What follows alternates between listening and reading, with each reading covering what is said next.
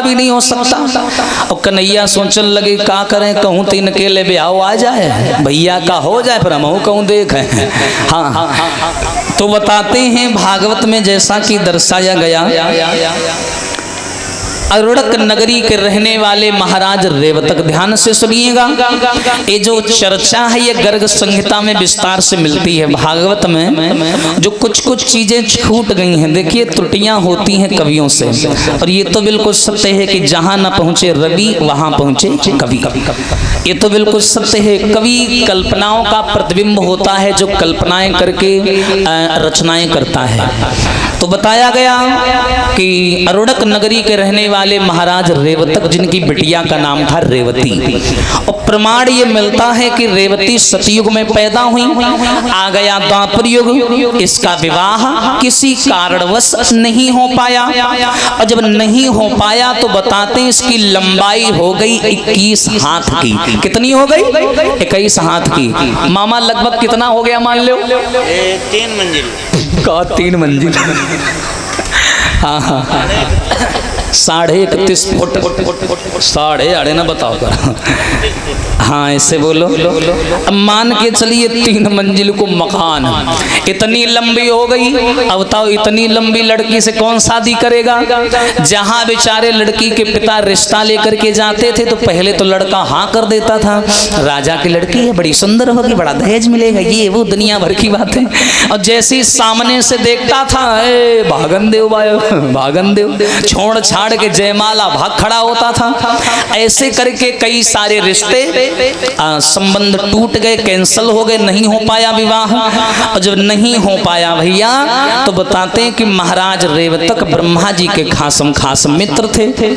तो ब्रह्मा जी को उन्होंने अपनी सारी समस्या बताई। बोले महाराज बिटिया है, सयानी है, और सयानी बेटी को घर में रखने से पाप लगता है, ऐसा बताया जाता है। लेकिन लंबाई अधिक होने की वजह से मेरी बिटिया का विवाह नहीं हो पा रहा है, कोई उपाय हो तो बताओ। ब्रह्मा जी बोले बिल्कुल परेशान ना हो। इस समय पूरे आर्यावर्त में 2 व्यक्ति बड़े प्रसिद्ध हैं, बड़ा छाए हुए हैं, चारों तरफ उनका नाम चल रहा है। बोले कौन है? कृष्ण और बलराम। पूरे आर्यावर्त में उनकी धाक जमी हुई है। ऐसा करो कन्हैया, भाई ब्रह्मा जी कोई साधारण चीज तो है नहीं, ब्रह्म जानाति सर्वज्ञ, जो सारे संसार की बात को जानते हो। तो ब्रह्मा जी बोले ऐसा करो, एक पत्र लिख करके नाई और पंडित के द्वारा लगुन टीका बलराम जी के नाम का कन्हैया को भिजवा दो। और द्वारिका में इस समय कन्हैया है, बलराम जी गए हैं किसी काम से मथुरा, और कन्हैया इसी इंतजार में बैठे हैं कि कहूँ तो आए, हमें स्वीकार करने से मतलब, तुम भिजवा दो, मौका बढ़िया है। तो जवाब दिया महाराज कहीं ऐसा ना हो बाद में दूल्हा देखे और मना ना कर दे। बोले परेशान ना हो, बहुत बड़े कलाकार हैं, सब बना लेंगे, तुम भिजवाओ। अब इन्होंने नाई और पंडित को बुलवाया, लगुन टीका दिया। देने के बाद में नाई और पंडित चले और द्वारिका में आए और कन्हैया से मिले। बोले भगवान हम बलराम जी के विवाह का लगुन टीका लेके आए हैं, आप स्वीकार कर लीजिए। कन्हैया बोले हाँ ठीक ठीक, लाओ लाओ, जल्दी लाओ जल्दी लाओ। उन्हें जल्दी पर ही आती है। बोले जल्दी जे निपटे फिर हम कहूँ देख है। हाँ बुक करें जयमाला जयमाला टेंट टेंट। भगवान कन्हैया ने तुरंत स्वीकार कर लिया। बोले देखो कन्हैया लड़की देख लो पहले, फिर मत कहना। भगवान बोले हाँ जैसी रहिए, ठीक ठीक है, सब बढ़िया है, सब ठीक है, हमें नहीं देखना। अब इन्होंने भैया स्वीकार कर लिया, तारीख निश्चित कर दी कि इस तारीख को मैं दूल्हा बनाकर बलराम जी को तुम्हारे नगर में लाऊंगा और तुम तैयारी अपनी पक्की रखना। बोले ठीक है। इधर भैया कुछ दिन बाद बलराम जी आए तो कन्हैया ने पास में बुलाया, कहा भैया एक बात कहें, बुरा तो नहीं मानोगे? बोले बताओ। बोले भैया वो हमने तुम्हारा विवाह तय कर दिया है। बलराम जी बोले काय रे, मेरा विवाह तूने कैसे तय कर दिया? ना हम ते पूछी ना तेने लड़की दिखाई और अंदर ही बहरी निकल गई। तो भगवान बोले राजा की बिटिया है, अंधी बहरी कैसे हो सकती है भाई? सुंदर होगी, सुशील होगी, सज्जन होगी, और ये सारे गुण किसी एक में मिलना नॉट पॉसिबल, नामुमकिन है। हाँ हाँ अब देखो, इतना बोलने के बाद में बलराम जी बोले ये तो तुम्हारी बात सत्य है, लेकिन अगर कोई कमी निकल गई, कोई समस्या आ गई, बोले कुछ नहीं होगा, परेशान ना हो, लड़की बहुत सुंदर है। भैया समय आया, बलराम जी को दूल्हा बनाया, लेकिन कहीं ना कहीं बलराम जी के दिल में मलाल था। मलाल का मतलब होता है शंका, कहीं ऐसा ना हो, कोई समस्या ना हो जाए। चली बारात, अरे चली है बारात बलदाऊ की, चली है बारात बलदाऊ की।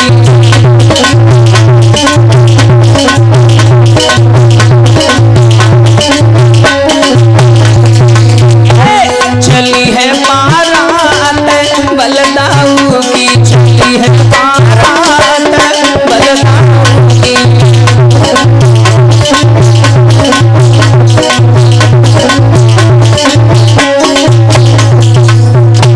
ए भैया,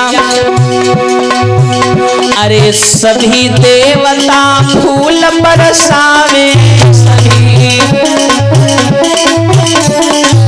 हाँ भैया, अरे सभी देवगण फूल बरसावे। हाँ भैया, किसी की औकात नहीं है कि पिघन डाल दे, बाधा डाल दे, अरे नहीं है औकात, अरे काबू की चली है बारात बलदाऊ की।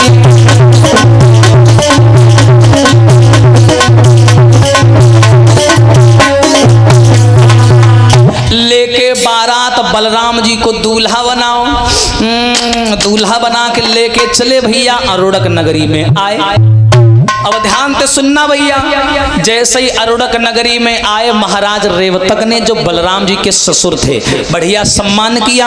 अब बलराम जी एक सोफा पे बैठे, चारों तरफ झांके ससुराल में, वहां सारी तैयारियां चल रही थी, जयमाला की तैयारियां हो रही थी। अब बलराम जी इए उए झांके, पता है क्या, कभी कभी देख लेना आप लोग, मैं पहले की बात नहीं कर रहा हूँ, आज भी जब शादी होती, जब दूल्हा आता है और जैसे ही लड़की के घर के सामने पहुंचता है, तो ताका झांकी बहुत करता है। पूछो क्यों? वो यही सोचता है पता नहीं कहीं से झांक रही होगी, हाँ हाँ जिंगला यही सोचा करता, हो रहा हो झांक रही हो, साजन जी घर आए, हाँ हाँ यही सोचा करते हैं। तो बलराम जी सोचने लगे हमने कन्या देखी ना है, ला देख ले कहाँ है। अब भैया इतनी बड़ी हो तो देख लो, टेंट को खंबा समझो। हाँ हाँ, तो जैसे ही जयमाला को नंबर आओ, पंडित जी और बड़े बड़े आदमी बलराम जी को जयमाला पकड़ा दी, तिलक चंदन वंदन लगा दिया, एकदम कन्या को आवाज लगाई, कन्या का आगमन हो। और जैसे ही कहीं कन्या का आगमन हो, बलराम जी थोड़ा, कन्या आ रही है, होश में हो जाओ। बलराम जी थोड़ा संभालने लगे खुद को, और जैसे ही नजर सामने दौड़ा, ये जियो को टावर चलो आए रहो, और का इतनी लंबी। बलराम जी नीचे तो लगाओ देख ले, जको मुंह कहाँ है, देखो मुंह कहाँ है। बलराम जी बेचारे देख रहे, मुंह न दिखाई पड़े, वो इतनी लंबी। बलराम जी बोले हील तो नहीं पहन रखी है। हाँ, दूसरी बात, अब नेक नेक सी लड़कियां हाथ में थाली में पकड़े फूल, बगल में चल रही थी। देखा होगा दुल्हन चलती है, दो चार लड़कियां साथ में चलती हैं, फूल पकड़े। ऐसा लग रहा था जैसे लोडर के बगल में दो स्कूटी ठाड़ी। हाँ, ऐसा लग रहा था, इतनी लंबी। बलराम जी बोले मरेगा जो इतनी लंबी, सही में इतनी लंबी है। हाँ, देखो जगह दाढ़ी मूंछ तो। हाँ, बलराम जी की इतनी जुबान निकली बाहर, फड़फड़ान लगे, सोफा पे गिर गए। कन्हैया ने देखी, बोले अरे बाप रे इतनी लंबी, कौन चक्की को आटा खाती। हाँ, क्या बोले भगवान, अरे कैसे गुजरा होए भैया की इतनी लंबी सुकुमारी से, प्यारी भवज हमारी से।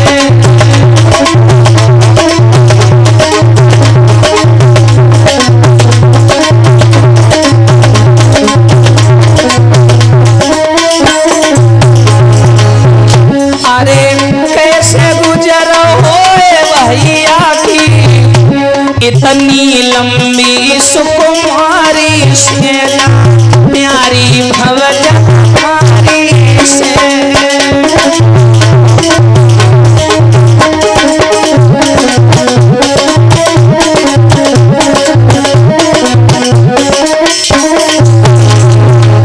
कन्हैया ने भाभी की लंबाई को देखा, का बोले, अरे मेरो भैया लागे पारो, मेरो भैया,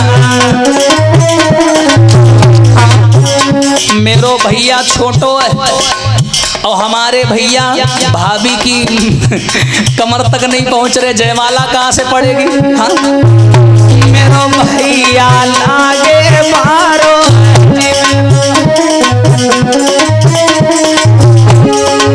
और राजा ने कहा बिचारो, राजा ने, अरे इतने दिन तक रही बाप घर, लंबी बही सुकुमारी से जान प्यारी से।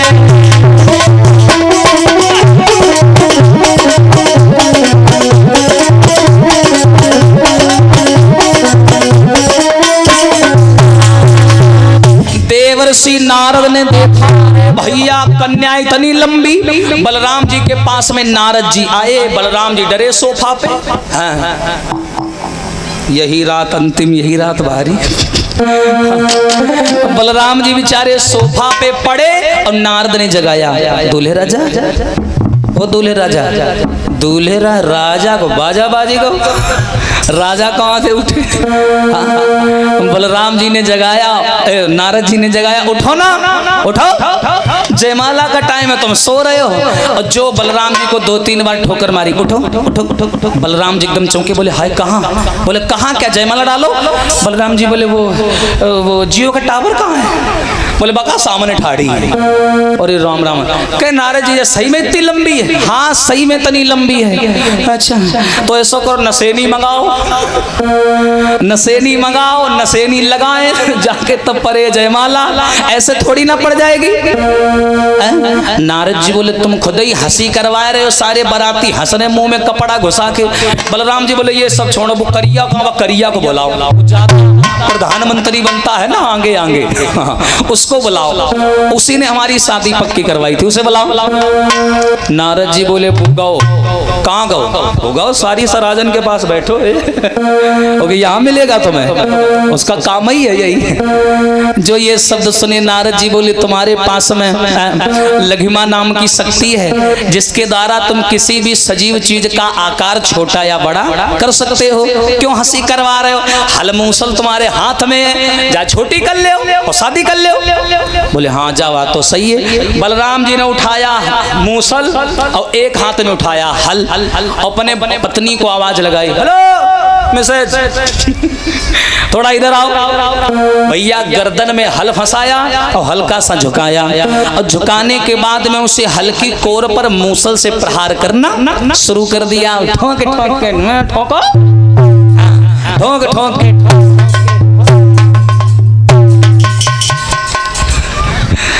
हाँ, ठोक ठोक के बलराम जी ने क्या किया, अपने कंधे बराबर कर लिया।